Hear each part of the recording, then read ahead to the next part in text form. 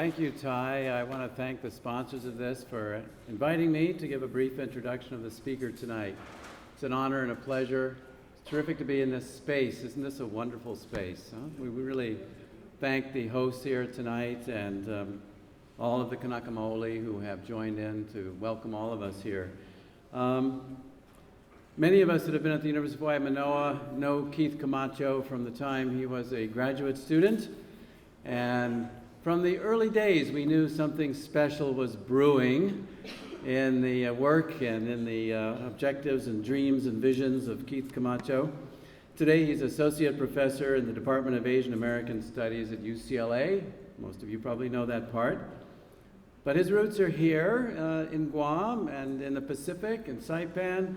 He has, I should say, a complicated genealogy, which no doubt informs his writing, his scholarship, and his conversations with people across the Pacific and wider globally. When Keith was first starting here, he was in Pacific Island Studies. He did his MA in Pacific Island Studies before moving into history, and along the way had a brief detour through the International Cultural Studies program and did a capstone project that I think gave a little glimpse of some of the things, some of the directions for Keith Camacho. A project that he called humbly Native Cultural Studies in the Pacific Islands, at a moment when Vince Diaz, others were just beginning to explore that terrain, and Keith Camacho was right there, and I think has continued to develop many of the conversations that were really getting their start around the year 2000. After that, he took his work, his dissertation, 2005, and published that in a book, Cultures of Commemoration, Politics of War, Memory, and History in the Mariana Islands. I pulled a few of these off my shelf just to try and encourage all of you, if you've not yet discovered these written projects of Keith Camacho, rich scholarship, crossing disciplinary boundaries, transgressing many conventions, and bringing some real original work into his analysis of critical periods in Pacific history. Collaborating with others, about the same time, he's co-edited this book, Militarized Currents Toward a Decolonized Future in Asia and the Pacific. About 2011, I think this book is, 2010. So as you can tell, many of the topics that we're talking about in this conference, Keith has been a central voice, someone who has really encouraged and pushed many of the rest of us in directions, never quite settling comfortably into one space. And I always take that as a sign of creative scholarship. Along the way, Keith also has been editor of an important special issue of Amerasia, Transoceanic Flows, Pacific Islander Interventions Across the American Empire. And I suppose that at the journal Amerasia, they got to like him so well, they have made him editor of that journal. That's, as you can tell in his bio here, senior editor, Amerasia Journal. And I know, just briefly catching up with Keith about his work in that context, he invites all of us, all of you, to think about projects, about ways in which you might also collaborate with Amerasia. So it's a great opportunity to have him here tonight. His current work is in the area of war crimes in the Pacific, oriented to World War II in particular, exploring, as he says, U.S. colonial law in relationship to imperial regimes of freedom, punishment, and surveillance in the Pacific. These are issues that could not be more current and relevant, obviously not only in the Pacific Islands and certainly not limited to the World War II period. So these are ways in which I think Keith Camacho brings history into the present and engages with issues that I think could hardly be more compelling. So tonight we have a treat. He's giving us a talk, Old Sea, New Routes, Filipinos, Pacific Islanders, and the American Empire. Please join me in welcoming back home Professor Keith Camacho.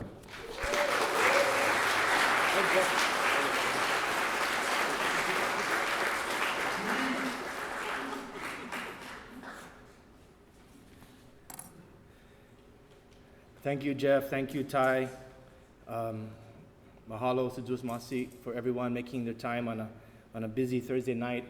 I especially want to give props to, again, Ty, Monisha, John, Brian, Guampe, Rod, Daviana, Ula, Lisa, Ibrahim, Jeanette, the many student volunteers. I'm sorry if I forgot your name, but it's really a privilege to be here and in company with our colleague Cindy Domingo as part of the Akwan Mcarath Fund for Social Change. It's really great to be here and talk stories. So I look forward to your Q&A today. And my talk, OTC, New Routes, Filipinos, Pacific Islanders, and the American Empire. On January 7, 1997, the congressional representative for the U.S. territory of Guam, Robert Underwood, introduced Bill H.R. 100 to establish the Guam Commonwealth Act. Part of the bill stated, quote, "The people of Guam shall have the right of full self-government, which shall extend to all rightful subjects of government," end quote. By people, the proposed act meant the indigenous Chamorros of Guam, defined as, quote, "those born on Guam before August 1, 1950, and their descendants," end quote. Here, 1950 signaled the passage of the Organic Act, a congressional agreement that bestowed U.S. citizenship to the island's inhabitants. If approved then, the act would have legally categorized every person born in the island, that is, African American, Carolinian, Chinese, Filipino, Japanese, Kanaka Maoli, Okinawan, Palawan, white or otherwise, before 1950 as indigenous Chamorro, a new racial and political category of recognition. Just a little pretext here, late 40s, major traffic flows of peoples and labor embodied through the islands. So when I'm talking about this demographic, I'm not just talking about a monolith Chamorro population. It's a lot of people through transiting of these circuits during the war. A few months later, on October 29, 1997, the House of Representatives held a public hearing on the Guam Commonwealth Act. Representing the Filipino-American President's Club of Guam, Vice President Jose Guevara expressed reservations about Bill H.R. 100. As a post-colonial subject residing in an American colony of the late 20th century, he explained, quote, "We, the inhabitants of Guam who are of Filipino descent, declare that we do not fully support the Guam Commonwealth Act as presently drafted," end quote. Describing the act as ethnocentric with phrases like indigenous rights, Vice President Guevara argued that the provision excluding non-Chamorros should be revised to better reflect the definition of a commonwealth. That is, quote, "a common good, something of benefit to everyone," end quote. On September 22nd, 2014, nearly 20 years since the Filipino-American President's Club of Guam protested one version of Chamorro self-determination, I received an email message from a community organizer in Oakland, California. The note detailed the Oakland Museums of California's commitment to organize an exhibit called Pacific Worlds. According to its press release, the museum understands Pacific Worlds as, quote, "turning the familiar idea of California as the western frontier on its head and repositioning the state as the east coast of the Pacific," end quote. In this manner, the exhibit, quote, "examines the deep and many-layered histories of this region's interactions with the Pacific and explores the ongoing connections and intersecting experiences of Pacific Islanders and Native Hawaiians, along with Filipinos, Native Californians, and American collectors and colonists," end quote. Along with Filipinos. That was the point of contention raised by several community activists, not Native Californians, not American collectors and colonists. As one organizer asserted, quote, "we believe that the inclusion of Filipinos as Pacific Islanders in this major art exhibition further marginalizes Pacific Islander communities. More significantly, this racial classification of Filipinos is incorrect, not only through the census, but also culturally and politically," end quote. In my response to these organizers, most of whom I know and have worked with in various capacities over the years. I kindly ask that they include Filipinos but give majority representation to the Pacific Islanders residing in Oakland and California more generally. They disagreed. As one person put it, quote, "The Oakland Museum is not a space for the unfurling of this debate," end quote. Where is the appropriate place to examine Filipino and Pacific Islander relations? At a US congressional hearing with all the trappings of state recognition? At a museum exhibit? In celebrating ethnic studies at UH Manoa? Perhaps the time has come to welcome contentious, important, and necessary discussions by and about Filipinos and Pacific Islanders as one new direction in oceanic ethnic studies. After all, Filipinos and Pacific Islanders are linked by virtue of their historical relations with the United States. As the ethnic studies scholar Joanne Wandia reminds us, quote, "The ties between Filipinos and Pacific Islanders run far and deep. We have a similar colonial history, and the ways in which we have had to deal with the effects of colonization are closely related. And yet, their respective English language historiographies convey disconnected, even severed, records of them. It is true, as well, that no comparative history exists on the Carolines, Hawaii, the Marianas, the Marshalls, the Philippines, and Samoa, areas variously and sometimes simultaneously colonized by the United States since the late 19th century. Why is that the case? Notwithstanding the vital contributions of Vicente Diaz, Bernadette Gonzalez, Roderick Labrador, Jonathan Okamura, and Dean Ciranillo, among others, very little has been written on these issues. An absence of intellectual debates does persist across these atolls and archipelagos, even though historical studies of these areas have produced an imperial grammar akin to what the critic Alec Punzalan Isaac calls the American tropics. As Isaac argues, American tropics comprise a set of regulatory tropes and narratives that reveal particularly US American imperial grammar that create ethnic, racial, and colonial subjects. To varying degrees, this imperial grammar has long informed the study of Filipinos and Pacific Islanders, resulting in histories that often treat Vice President Jose Guevara's concerns about Filipinos in Guam and the Oakland Museum's representation of Pacific Islanders in California as specialized topics of one community rather than as relational issues that affect Filipinos and Pacific Islanders alike. In the larger paper upon which this talk is based, I surveyed more than 100 monographs and anthologies on Filipinos, Pacific Islanders, and the American Empire. But because of my time constraints, I will only really highlight a few studies on labor migration, militarism and nuclearism, and empire and indigeneity, in an effort to understand how and why colonial and post-colonial bodies of knowledge have produced Filipinos and Pacific Islanders as subjects of study and as agents of history. My goal is to sketch the links and fissures in this historiography and to chart as well the new intellectual routes in what is really an older sea of ideas. By the mid-20th century, historians concerned with the study of Filipinos or Pacific Islanders had already begun to mark the divisions that come with the study of these societies. For instance, Jean Ingram Brooks' International Rivalry in the Pacific Islands, 1800 to 1875, is one example. In this 1941 publication, Brooks traced the rise of American, English, and French colonial, missionary, and trade interests in the Pacific.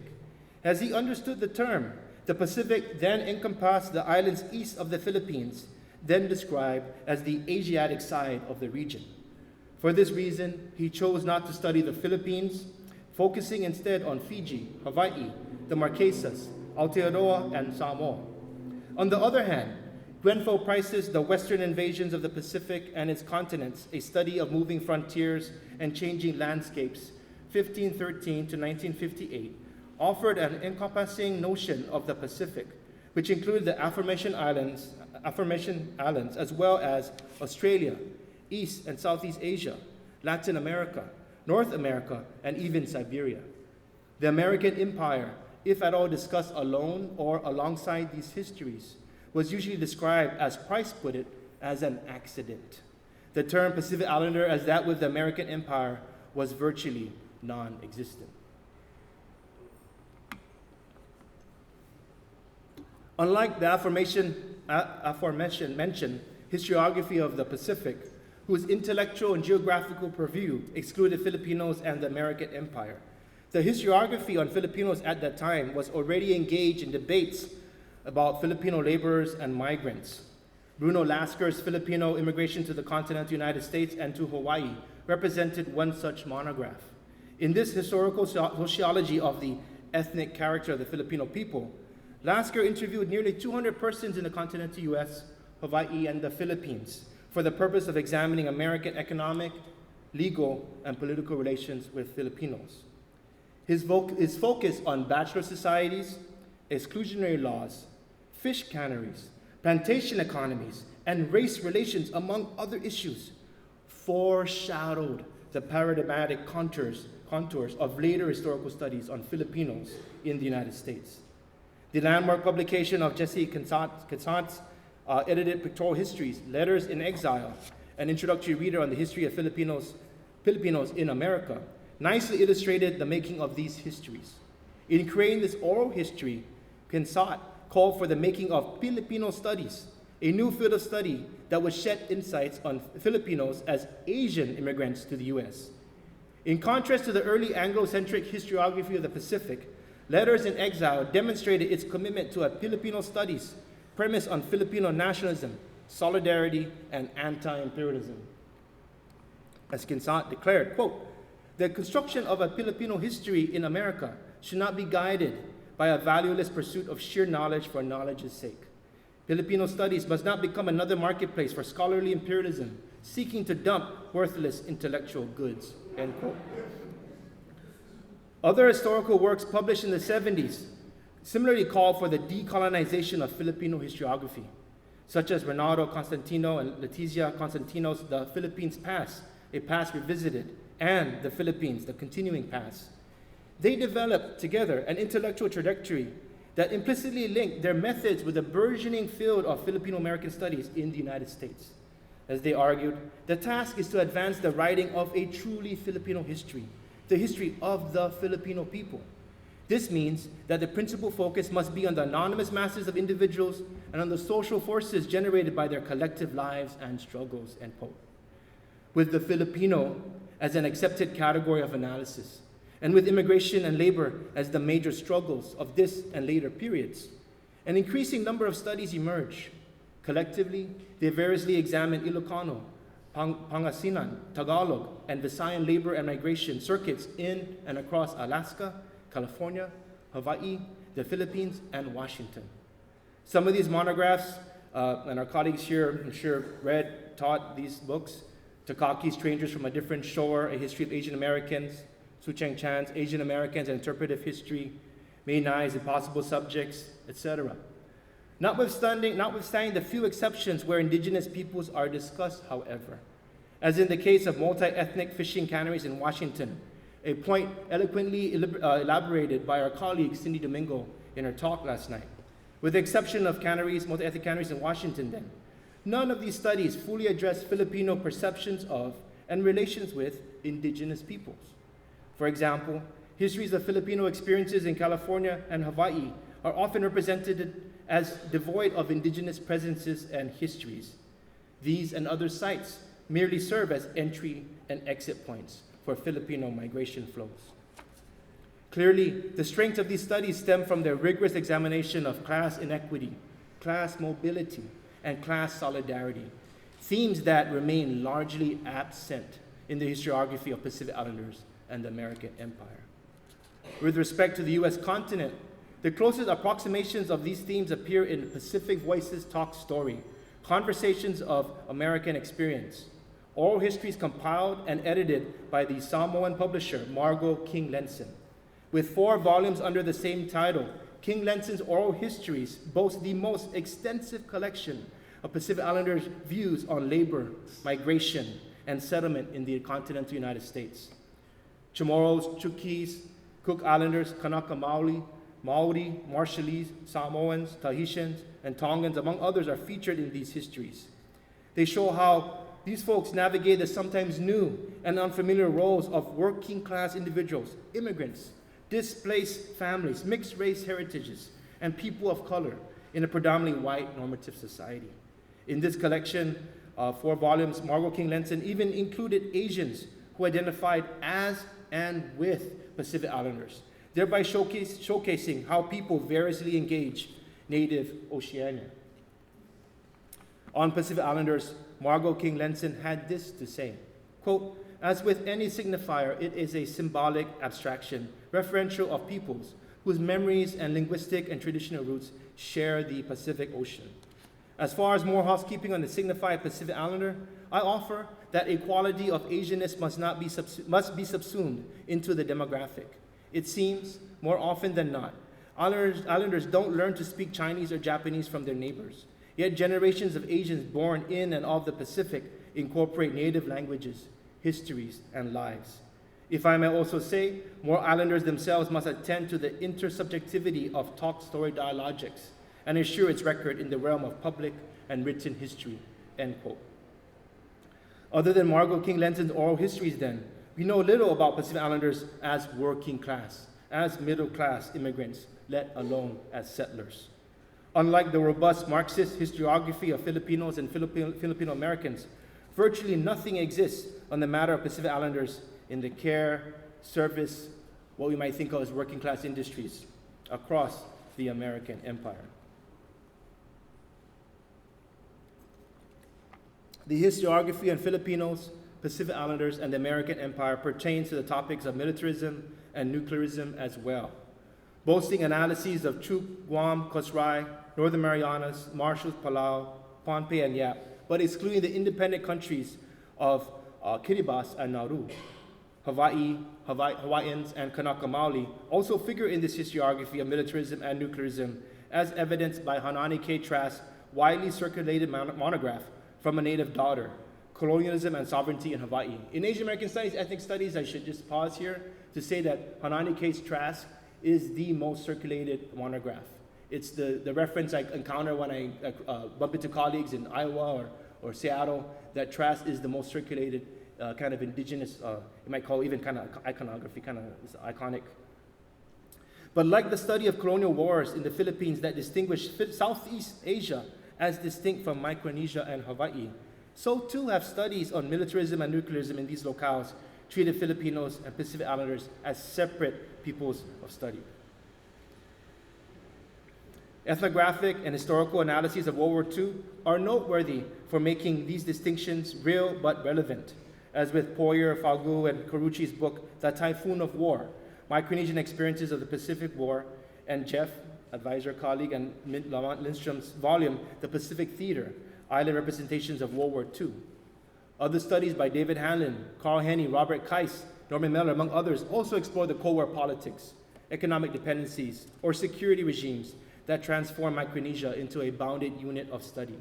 While many of these histories link the atomic diplomacy of the United States with the rise of indigenous nation states in Micronesia, studies on nuclearism more explicitly conveyed the environmental, human, and political consequences of American militarism. And here, Jane Dublin's Day of Two Sons, Barker's Bravo for the Marshallese, etc. Barbara Rose Johnson's anthology, Half-Lives and Half-Truths, Confronting the Radioactive Legacies of the Cold War, is also one of the few studies that comparatively examines how nuclear production, military testing, and toxic storage have affected marginalized communities in China, France, Great Britain, the former Soviet Union, and the United States. And here is one example of a monograph like Walden Bellow's work on nuclear testing across the region, where Barbara Johnson took an expansive view of the region and really brought in different collaborators to focus on nuclear legacies among the Australian Aboriginals, the Dene of Canada, the Marshallese, the Navajo Dene, and others. So really, but this is again exceptional. This is not like within the frame of what we're doing. Following the publication of Edward Said's Orientalism in '78, the historiography on Filipinos and the Philippines became increasingly informed by post-colonial studies and its critique of discourse, knowledge, and power. Coupled with its Marxist tradition, this new historiography welcomed new, compelling, and as Vicente Raphael would put it, episodic rather than epic treatments of elitism, gender, governance, language, nationalism, print media, and race, to name a few examples. And as I said earlier before this talk, I really feel that the most cutting edge stuff happening is in film studies. So I think film studies is taking the bold moves to straddle Native studies, Indigenous studies, for better and for worse. So there's these things, these kind of energies happening. And so it's kind of fitting that Raphael would say episodic rather than epic. Espiritu's Five Faces of Exile, The Nation, the Filipino American Intellectuals, Paul Kramer's The Blood of Government, McCoy's work, etc., signal the methodological turn to post-colonial studies. By focusing on the U.S. as an empire, these histories refuted the benign and paternalistic portrayals of American governance in the Philippines. Pushing the historiography even further were analyses that question the supposed cohesion that comes with studying Filipinos and Filipino-American subjects, even calling for critical reassessments and sometimes outright rejections of the treatments that we think of in terms of identity, diaspora, and nation in the field. Commenting on Filipinos and Asian Americans, for example, the critic Antonio Tiongson Jr. explained, quote, Filipinos may indeed share some affinities with Asian American groups, but because of their status as colonized subjects, it makes more sense to group them with Chicanos, Puerto Ricans, Native Americans, and Pacific Islanders. Conflating Filipino American and Asian American, therefore, forecloses the potential of generating alternative ways of narrating Filipino history and subjectivities informed by the histories and situated knowledges of other colonized groups, end quote. Favoring paradigms that center the experiences of Filipinos and other colonized groups, these studies represent another recent shift in the historiography. Antonio Tiongson Jr., Eduardo Gutierrez, and Ricardo Gutierrez's insightful volume, Positively No Filipinos Allowed, Building Communities and Discourse, and Candice Fujikani and Jonathan Okamura's collection, Asian Settler Colonialism, From Local Governance to the Habits of Everyday Life in Hawaii, have begun to take stock of Filipinos and settler colonialism, just as McCoy and Serrano's volume, Colonial Crucible, Empire and the Making of Modern American State, have widened the historiography to consider the rise and fall of empires in British Malaya, Cuba, Hawaii, Panama, the Philippines, Puerto Rico, and Taiwan. Unlike the historiography of Pacific Islanders and American Empire, which boasts a poor record of comparative analyses, the historiography, a robust one, on Filipinos and American Empire demonstrates otherwise. This is not to say that contributions by our advisors, our friends, our colleagues, our peers haven't been insightful, as the many contributions by Vicente Diaz, Kathy Ferguson, Paul Lyons, Jonathan Osoro, Noenoe Silva, Tai Kavika Tangan, Teresia Taiwa, and others have very much advanced Hawaiian studies, indigenous studies, and Pacific studies. So I don't want to, I want to be very clear now. I'm not trying to make these hard distinctions. I'm trying to show where these distinctions exist and why. For the most part, though, these scholars, myself included, have focused on Hawaii or Guam whenever the question of the American Empire arises. As the two main Pacific colonies of the United States, it is no surprise that historians tend to focus on these sites to the detriment of understanding the broader Western Pacific and especially American Samoa. In his opposition to the draft Guam Commonwealth Act, Vice President Jose Guevara of the Filipino-American Presidents Club of Guam argued in 1997 that the bill should expunge ethnocentric phrases like self-determination and indigenous rights. Had he read the provisions more closely, however, he would have realized that the act sought not to jeopardize the U.S. citizenship or permanent resident statuses of people in Guam. So while the proposed national racial category attempted to recognize all people as indigenous Chamorro before 1950, the act likewise provided the flexibility for people, and this is kind of like piggybacking on that really great panel today, Kanakamali, nation to nation recognition, independence, right? I mean, the language that we employ. The act likewise provided the flexibility for people to consider single or dual citizenships in the transition from a U.S. territory to a Commonwealth or a related political status before and after this temporal marker. There was flexibility in the language, legal flexibility. But for Vice President Guevara, Chamorros had no right whether by birth, history, or injury, to determine the political future of Guam and the wider Marianas for that matter. Instead, he argued, the people of Asian descent, all 46% of the island's population at the time, must, quote, exercise our self-determination, end quote. In my view, Guevara's comments represent the kind of materials that warrant inclusion in the Oakland Museum's exhibit, Pacific Worlds. His testimony could be juxtaposed to the second draft of the Guam Commonwealth Act, rejected by the US federal government. Here, we could collectively bear witness to the position of Filipino-American President's Club of Guam, the plight of tomorrow's self-determination, the militarist and racist character of the American empire in the island, and the historical and contemporary paradigms by which we have come to understand these events. While the community organizers in Oakland will clearly shape the Pacific World's launch in their image, inclusive of all the tropes of food, migration, tapa, tattoos, sports, and warriors primarily associated with things Polynesia. None of my peers asked the basic questions. Why exhibit Pacific Islanders here? And why now? Lost in the flurry of discussions to exclude Filipinos from the exhibit was one central premise of Pacific Worlds. That is, the celebration of the 100th anniversary of the 1915 Panama Pacific International Exposition in San Francisco, meant to rival the Chicago World's Fair of 1893 and the St. Louis Exhibition of 1904. The Panama Pacific International Exposition commemorated the opening of the Panama Canal and the classifying of San Francisco as a worldly city. Expected to open in May 30, 2015, the Pacific Worlds exhibit will have its brand of a worldly city too. But it may be one that reflects the crystallization of Pacific Islanders as a fixed and monolithic racial category, rather than as an expansive and situational analytic.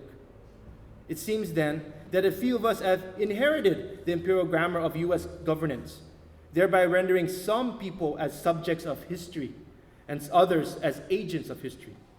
But if we turn to the distinct and shared histories of colonial racialization, economic exploitation, indigenous survival, militarist violence, nationalist aspiration, and political emancipation, among other key themes, among Filipinos and Pacific Islanders, then we can better understand ourselves in taking stock of a new and compelling direction in the study of empire and its historiography. This is an oceanic studies most urgently needed today. Mahalo.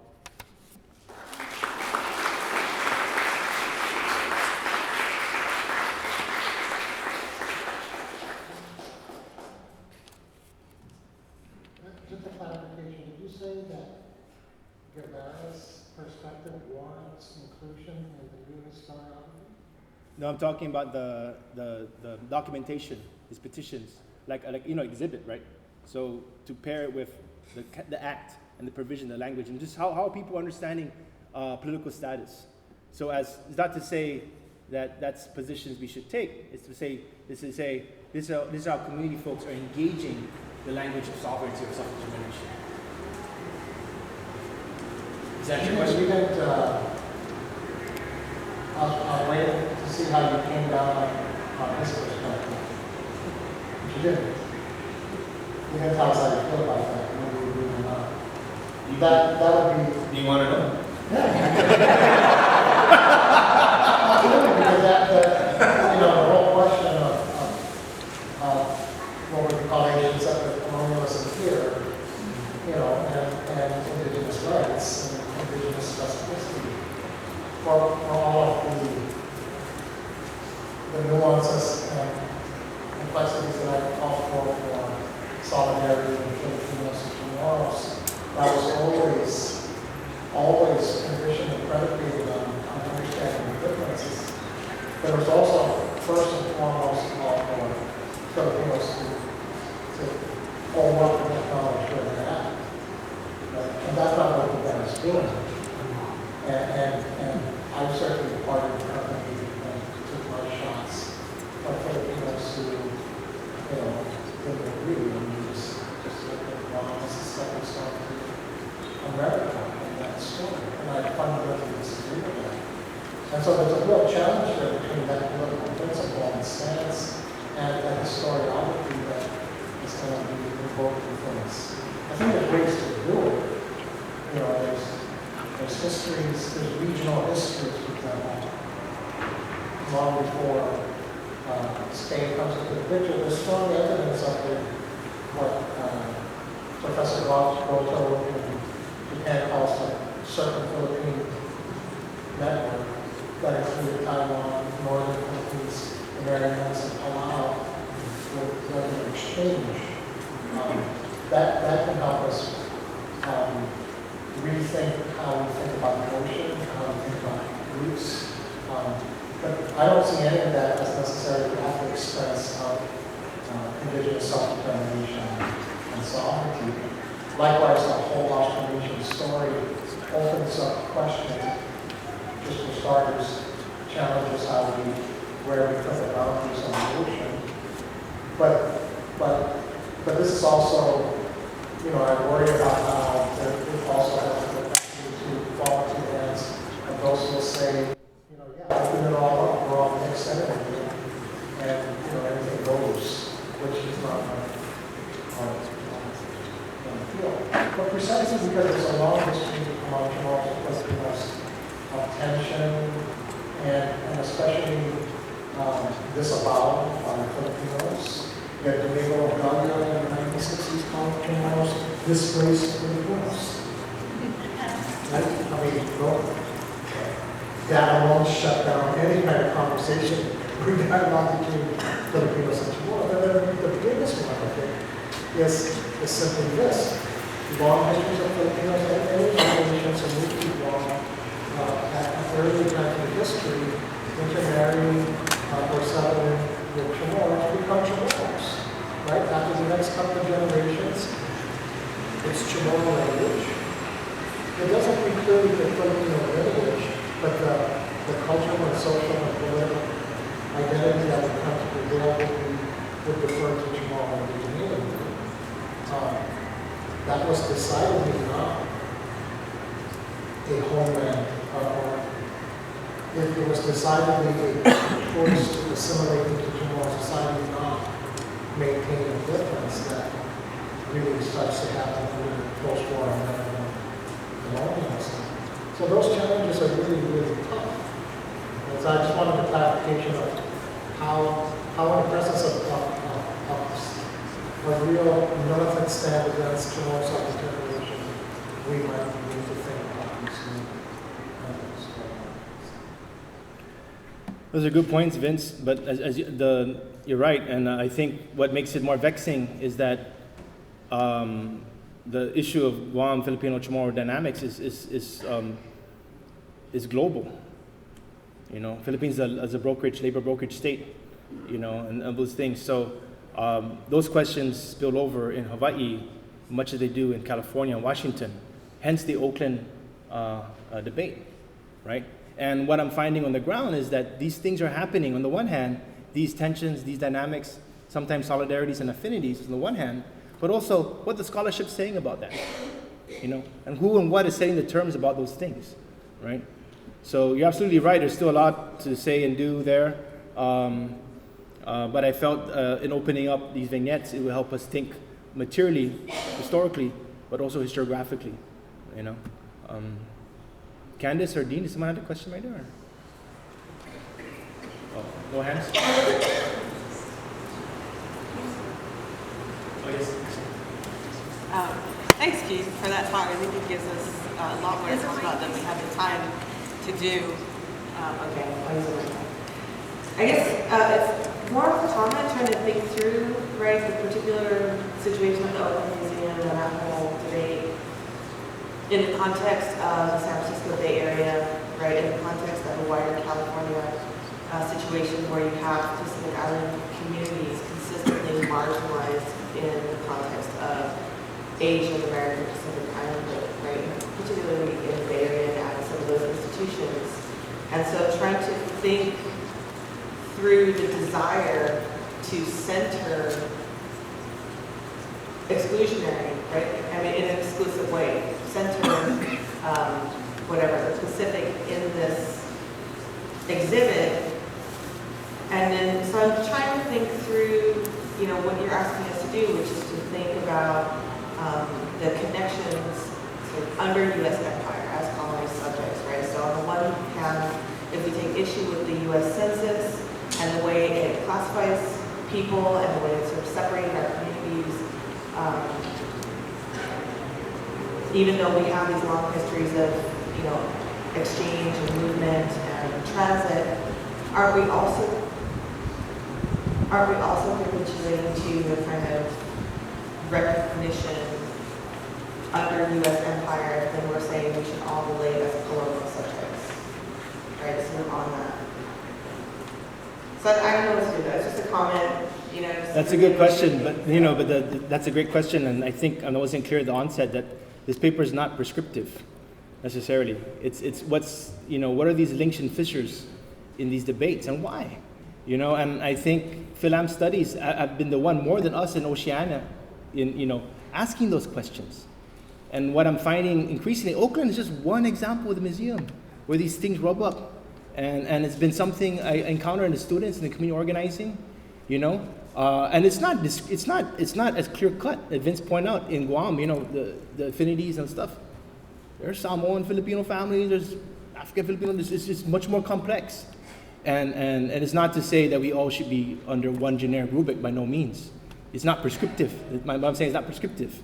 But it is something that I think, in the spirit of Thai and the call to ask these questions, it is a potential direction, in terms of how we might have better address these things. Because these things are happening. They're happening in the federal government, in the health. There's all these things happening. And I'm just giving 2 examples, right? And so, but the scholarships, there's little scholarship on that, on these kind of encounters. So it is an unresolved issue. It is an unresolved, but you know what? It's an emerging one. The thing that Vince talks about and writes about in his work around Filipinos and Chamorros is no longer isolated to the Marianas in that way. It is global, and particularly the U.S. context here I'm talking about. So, yes, Tina. I was going to try and jump Oh, in. you jump in, grab the mic. So I was in Canberra. So in Canberra, you sit there and they say the Pacific is now extending into Maluku, right?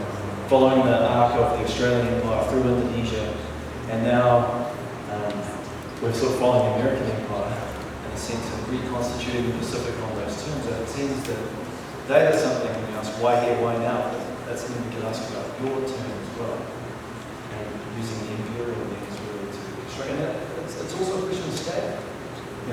There's no question that if the Philippines is in the Pacific Islanders, as people like me talk about, all of a sudden become islands. They're a minority in that category, globally. And so I think that to me is a political concern there about, it's not about purity, but it's about making the Pacific visible and the struggle that has been along. And that's exactly the kind of things that need to be raised in these discussions, in these forums, rather than creating, exclusionary spheres. Racial apartheid does not come in the heels of white supremacy alone. It comes in the heels of how we understand supremacist politics. You know what I mean? And so what I'm finding disturbingly, increasingly, is apartheid-like divisions, racialized otherwise, in these communities. And it's creating all these intense divisions and fighting over scant resources. And so, but you're right, Damon, these are vexed questions. But again, I'm not being prescriptive, to be clear. I'm not trying to say, do this, Damon. I'm saying this is what's happening in my modest review of the current literature. I have time. Well, I just wanted to give a little context to the exhibit, because I was actually on the advisory board for that. It's really important to note, and this is something that I think Lisa pointed to. Within that body, there was only 3, to my recollection, 3 of us who were Pacific Islanders on that advisory board. So this was clearly an opportunity, given that historical marginalization of Pacific Islanders in the Bay Area, to put on a celebration of the Pacific Islanders. And I happen to be one of the people who took the position that it should be really one that focuses on what I understood to be the Pacific Island regions proper. And that's also admitting that there's merits to what you're saying. But in this particular case, they clearly raised questions about first time we're going to have something like this dedicated to Pacific Islanders. I think what it also raises is the question of Pacific Worlds, because that was a title that came onto the exhibit later on. They didn't know quite what to call it.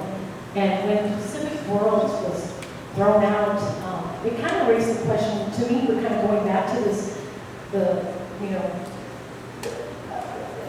potential for Pacific Islanders, that sort of hole in the donut, right? Where that gets emptied out. And it's Pacific Rim, and so that was something that, the Pacific Islanders were part of that advisory board. For you, myself, David Chang. There are other people in the community that are Pacific Islanders that are involved in that. But right then and there, in terms of the advisory board of this exhibit, we just were really worried that it was going to really lose sight of the specificities of Pacific histories. So anyway, I just wanted to give a little more context to that exhibit. And perhaps maybe, just that idea that already when we were beginning to, the museum was asking for our input, but when they decided that they wanted to go with the Pacific Worlds thing, we asked them, what does the Pacific Worlds mean to you? And that's when we began to worry that it was going to really lose sight of the specificity of Pacific history.